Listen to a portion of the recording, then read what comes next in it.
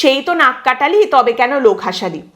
বিজেপির রাজ্য কমিটির যে নামগুলো সামনে রাখা হয়েছে, বিজেপির রাজ্য কমিটির যে ঘোষণা সামনে এসেছে, সেটা দেখার পরে এই কথাটাই কিন্তু বারবার উঠে আসছে। কারণ এতদিন ধরে বিজেপির তরফ থেকে যে সমস্ত নীতিনৈবিদ্যের কথা বলা হয়েছিল, সেসব বলার পর ফাইনালি রাজ্য কমিটির যে লিস্ট বেরিয়েছে এবং তাতে যাদের নাম রয়েছে, সেগুলো দেখে এখন প্রশ্ন হচ্ছে বঙ্গ বিজেপির কাছে, এই লিস্টটি যদি আপনারা বের করবেন, তাহলে এতগুলো মাস সময় নিলেন কেন? মাসের পর মাস নীতি রীতি আদর্শ এত কিছুর কথা বলে ফাইনালি ভোটের দোরগোড়ায় যদি এই লিস্টটাই বেরোবে, তাহলে তো এটা আগেই বেরোতে পারতো, তাহলে আর এত দেরি করলেন কেন? দেখুন, রাজ্য বিজেপির তরফ থেকে যে কথাটা সামনে রাখা হয়েছিল যে কেন তাদের রাজ্য কমিটি গঠনের ক্ষেত্রে দেরি হচ্ছে, তার কারণ হচ্ছে পশ্চিমবঙ্গে বিজেপির যিনি পর্যবেক্ষক রয়েছেন সুনীল বনসল, তিনি এবারে রাজ্য কমিটির জন্য একটা মানদণ্ড বেঁধে দিয়েছেন এবং তিনি একটা পরিষ্কার আদর্শের কথা সামনে রেখেছেন, যে বিষয়টা খুব ইন্টারেস্টিংলি অভিষেক বন্দ্যোপাধ্যায় ও তৃণমূল কংগ্রেসের মধ্যে করতে চেয়েছিলেন, কিন্তু তিনি ব্যর্থ হয়েছেন। আর সেটা হচ্ছে এক ব্যক্তি এক পদ। বলা হলো বিজেপির মধ্যে এবার একদম পরিষ্কার একটা ভাগ করে দেওয়া হবে সংগঠন আর নির্বাচনের ক্ষেত্রে। যারা নির্বাচনে লড়বেন তারা সংগঠনের পদে থাকবেন না, যারা সংগঠনের পদে থাকবেন তারা নির্বাচনে লড়বেন না। কারণ সেটা না হলে বারবারই যেটা দেখতে পাওয়া যায় যে যারা পদে রয়েছেন তারাই যখন নির্বাচনে লড়াই করতে চলে যাচ্ছেন, তখন কিন্তু পদে থেকে সংগঠনটা দেখা, দলটা দেখাশোনা করে, সেটা একদম ব্যাক সিটে চলে যাচ্ছে। যেটা নির্বাচনের সময় আরো বেশি করে দরকার, সেই জিনিসটা হচ্ছে না। দুটো একসঙ্গে দেখা সম্ভব নয়। তাই বলা হলো যে যারা নির্বাচনে লড়বেন, যারা টিকিট পাবেন, যারা নির্বাচনে লড়বেন, তারা সেই কাজটাই করবেন। কারণ জনপ্রতিনিধি হওয়ার জন্য তাদের জনতার মধ্যে থাকতে হবে, সেদিকে অনেক বেশি করে সময় দিতে হবে। তারা দলের কোনো পদে থাকবেন না। আর দলের পদে যারা থাকবেন তারা কোনো মতেই লড়াই করতে যাবেন না নির্বাচনে, তারা শুধুমাত্র দলটা দেখবেন, সংগঠনকে তারা শক্তিশালী করবেন। তো সেইভাবেই এবারে রাজ্য কমিটি তৈরি করা হবে, বিজেপির তরফ থেকে এই কথাটা বলা হলো। আপনি দেখবেন যে কথাটা তৃণমূল কংগ্রেসের মধ্যেও চালু করার অভিষেক ব্যানার্জি চেষ্টা করেছিলেন, যেটা আগেই বললাম, এক ব্যক্তি এক পদ, যেটা না তৃণমূলের মধ্যে মমতা বন্দ্যোপাধ্যায় মানতে রাজি হন, না তার নিচে যারা রয়েছেন সমস্ত মন্ত্রী বলুন, দলের বড় বড় নেতা নেত্রী যারা রয়েছেন তারা মানতে রাজি হন। দেখবেন বড় বড় মন্ত্রিত্ব এমএলএ এমপি হয়ে রয়েছেন, তারা আবার দলের বড় বড় পদ বাগিয়েও বসে রয়েছেন। একেবারে গাছেরটাও খাবো তলারটাও কুড়বো, নির্বাচনেও লড়বো, সংগঠনের পদেও থাকবো, সব আমার চাই, এইরকম একটা ভাব দেখতে পাওয়া যায়। কিন্তু তার উল্টো দিকে বিজেপি একটা রেজিমেন্টেড পার্টি, তাদের একটা আদর্শ আছে, নিয়ম আছে। তাই বিজেপি এবারে ঠিক করেছে একদম দুজনের কাজ ভাগাভাগি হয়ে যাবে। যারা নির্বাচনে লড়বেন তারা নির্বাচনেই লড়বেন, যারা সংগঠনের পদে থাকবেন তারা সংগঠনটাই দেখবেন। একদম পরিষ্কার ব্যাপার। এবার বিজেপির মধ্যে আদর্শের ব্যাপার রয়েছে। দেখুন, এমনিও এর আগে বারবার একটা অভিযোগ উঠে এসেছে বিজেপির তরফ থেকে যে বিজেপির মধ্যে নেতার সংখ্যাই বেশি, কর্মীর সংখ্যা কম। তো এই সমস্যার সমাধানেও এই আদর্শের ব্যাপারটা যদি আনা হয়, তাহলেও একটা ক্লিয়ার কাট একটা দায়িত্ব ভাগ করে দেওয়ার বিষয় থাকবে। তারই সঙ্গে আরেকটা কথা উঠে এলো যে শ্রমিক ভট্টাচার্যের হাত ধরে এইবারে আদি বিজেপির যে নেতারা রয়েছেন, পুরনোরা যারা বসে গিয়েছিলেন, সরে গিয়েছিলেন, তারা আবার ফিরে আসবেন সংগঠনে, তাদের আবার নিয়ে আসা হবে, তাদের পদে বসানো হবে, সামনে রাখা হবে। এবার তাদের যদি সামনে আনতে হয়, পদে বসাতে হয়, তাহলে আগে যারা পদে বসে রয়েছেন তাদের তো সরাতে হবে, কারণ চেয়ার তো একটাই, দুজনে মিলে তো বসতে পারবেন না। তো এইখানেও ভাবা গেল বা বলা হলো যে এই যে বিভাজন করে দেওয়া হচ্ছে যে কেউ নির্বাচন দেখবেন, কেউ দল দেখবেন, সেভাবেই এখানেও কাজের দায়িত্বটা ভাগাভাগি করে দেওয়া হবে। আর এই যে যেহেতু এই আদর্শটা মেনে সবকিছু করতে হবে, সে কারণেই দেরি হচ্ছে। বিজেপির মধ্যে অনেকেই রয়েছেন যারা দুটোই চাইছেন, মানে কেউ কেউ আবার বলছেন যে পদে যদি আমি থাকি তাহলে আমি নির্বাচনের টিকিট পাবো না, তাহলে আমার পদে থাকার দরকার নেই, নির্বাচনের টিকিটের পেছনেই সবাই দৌড়াচ্ছেন। বা কেউ কেউ বলছেন দুটোই আমার চাই। তো এই সব সমস্যার সমাধান করার জন্য, এই আদর্শটাকে প্রতিষ্ঠিত করার জন্যই বিজেপির রাজ্য কমিটি তৈরি করতে এতটা সময় লাগছে। কিন্তু ফাইনালি যখন এইবার 2026-এ এসে ভোট যখন একেবারে এসে গেছে, তখন বিজেপির রাজ্য কমিটি ঘোষণা করা হলো। কিন্তু সেই ঘোষণায় দেখতে পাওয়া যাচ্ছে কোথায় কিসের আলাদা করা, কোথায় কিসের সমাধান, কি এক ব্যক্তি এক পদ।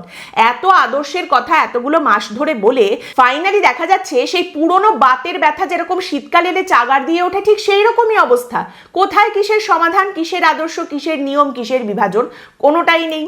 কাদের নিয়ে মূল প্রশ্নগুলো উঠে এসেছিল? প্রথমেই হচ্ছে দুজন বিধায়ক দীপক বর্মন এবং অগ্নিমিত্রা পাল, তারা দুজনেই এমএলএ এবং তার সঙ্গে দলের পদে তারা ছিলেন। এখনো দেখা যাচ্ছে রাজ্য কমিটিতে তারা দলের পদাধিকারী হয়ে রয়ে গেলেন। এখন বিষয়টা হচ্ছে বিজেপির তরফ থেকেই এই কথা বলা হয়েছিল, যারা জনপ্রতিনিধি বা জনপ্রতিনিধি হিসেবে লড়াই করবেন তারা দলের পদে থাকবেন না, কারণ দুটো কাজ একসঙ্গে করা সম্ভব নয়। দুটো কাজ একসঙ্গে করতে গেলে কোনোটাতেই 100% সময় আপনি দিতে পারবেন না। কিন্তু এখানে দেখা যাচ্ছে যে অগ্নিমিত্রা পাল, দীপক বর্মন তারা এখনো পর্যন্ত লিস্টে রয়েছেন, দলের পদে রয়েছেন, তারা এমএলএ এবং সম্ভবত এরপরে তারা নির্বাচনের টিকিটও পাবেন, তাহলে সবটাই তারা করবেন। আচ্ছা, এরপর আরেকজন যাকে নিয়ে প্রশ্ন, তিনি হচ্ছেন একজন স্ট্যান্ডিং এমপি জ্যোতির্ময় সিং মাহাতো, তিনি বর্তমানে একজন সাংসদ। এবার টেকনিক্যালি আপনি বলতে পারেন যে রাজ্য কমিটিতে তিনি থাকতেই পারেন দলের পদে, কারণ এই নির্বাচনটা তো তার নির্বাচন নয়, তিনি তো সাংসদ, এটা বিধায়কদের নির্বাচন, তাহলে তিনি দলের কাজ ভালোভাবেই করতে পারবেন।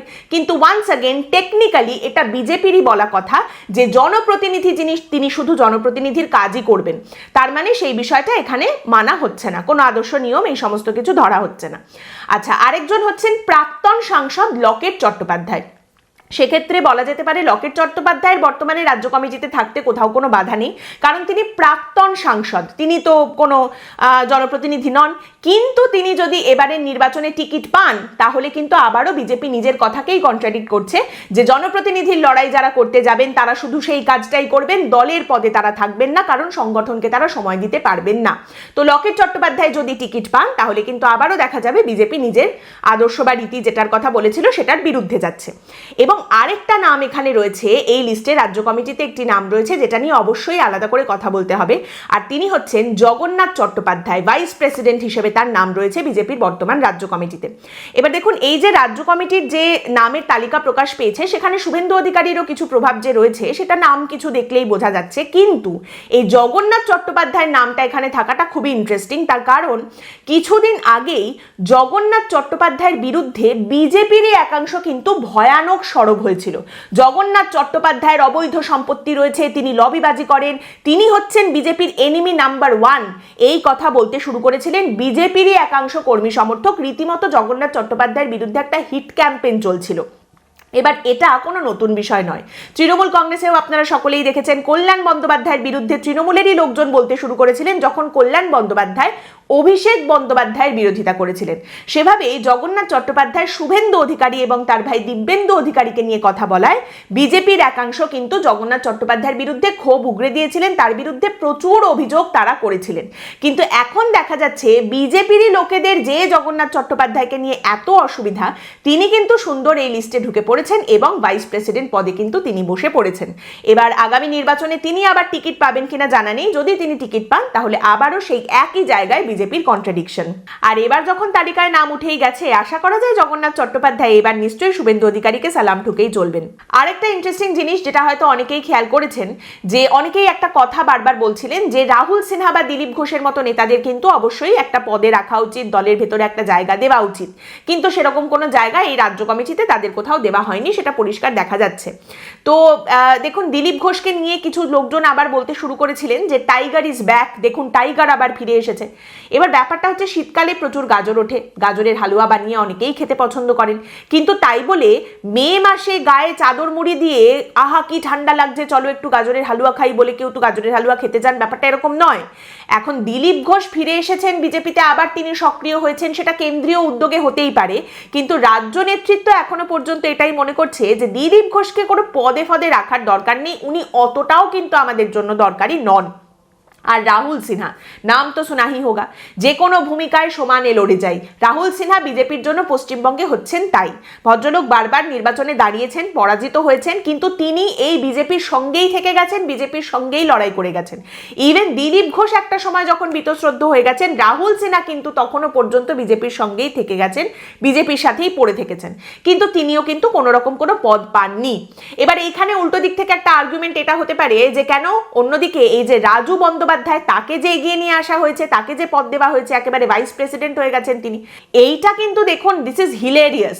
মানে রাজু বন্দ্যোপাধ্যায় বিজেপির হয়তো 10 ধাপ নিচের নেতা ছিলেন এবং 2025-এর সেপ্টেম্বর মাস পর্যন্ত বিজেপি তাকে দূরে সরিয়ে রেখেছে দল বিরোধী কথাবার্তা বলার কারণে, এবং রাজু বন্দ্যোপাধ্যায়ও তার ক্ষোভ সমস্ত কিছু উগরে দিয়েছেন, দলের বিরুদ্ধে সত্যিই তিনি কথা বলেছেন, বিজেপি মনে করেছে এই লোকটা দলের জন্য টক্সিক, একে কিন্তু কাছে এনে কোনো লাভ নেই। কিন্তু 4 মাসের মাথায় এখন জানুয়ারিতে দেখতে পাওয়া যাচ্ছে যে এই ভদ্রলোক এমন টুইস্ট মেনেছেন যে তিনি কিন্তু একেবারে দিলীপ ঘোষ, রাহুল সিনহা সবাইকে টপকে ভাইস প্রেসিডেন্টের পদে বসে পড়েছেন।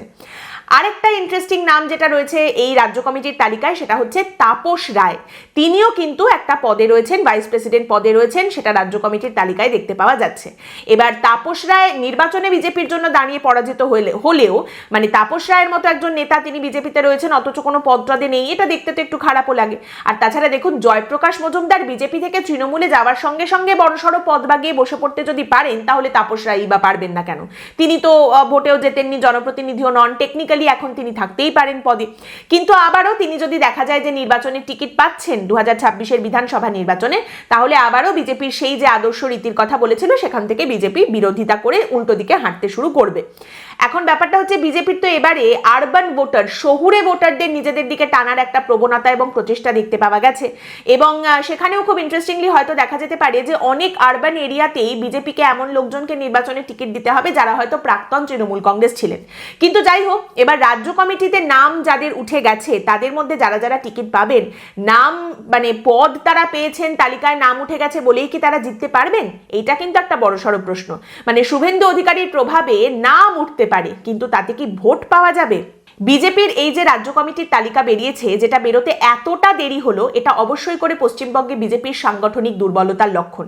এবং তারই সঙ্গে বঙ্গ বিজেপির তরফ থেকে তারা নিজেরা যে কথাটা সামনে রেখেছিলেন যে আমরা এই নিয়ম মেনে চলবো, এই আদর্শ, এই রীতি মেনে চলবো, এক ব্যক্তি এক পদ হবে, নির্বাচনে যারা লড়বেন তারা কিছুতেই পদ পাবেন না, যারা পদে থাকবেন তারা টিকিট পাবেন না, সেই জায়গাটা তারা নিজেরাই বজায় রাখতে পারেননি। এটাও কিন্তু বঙ্গ বিজেপির একটা ভয়ঙ্কর দক্ষতার অভাব, যেটা সামনে উঠে এসেছে একেবারে ভোটের আগে। তারই সঙ্গে বলতে হয় যে তালিকায় যাদের নাম আছে আর যাদের নাম নেই, তার মাধ্যমে এটা স্পষ্ট যে লবিবাজি এখনো পর্যন্ত বঙ্গ বিজেপিতে অব্যাহত, এখনো পর্যন্ত গোষ্ঠীদ্বন্দ্ব অব্যাহত। এবার সেটা আরো বেশি করে সামনে বেরিয়ে আসে কিনা সেটাই দেখার। দেখুন, নিম পাতা তেতো তো লাগবেই, কিন্তু শরীরের জন্য উপকারী, তাই খেতে তো হবেই। সত্যি কথা, গায়ে তো লাগবেই, কিন্তু শরীরের জন্য উপকারী, শুনতে তো হবেই। আজকের পর্ব এখানেই শেষ করছি। আপনাদের মতামত অবশ্যই জানাবেন। পরের দিন দেখা হবে অন্য একটি বিষয় নিয়ে আলোচনায়। ভালো থাকবেন।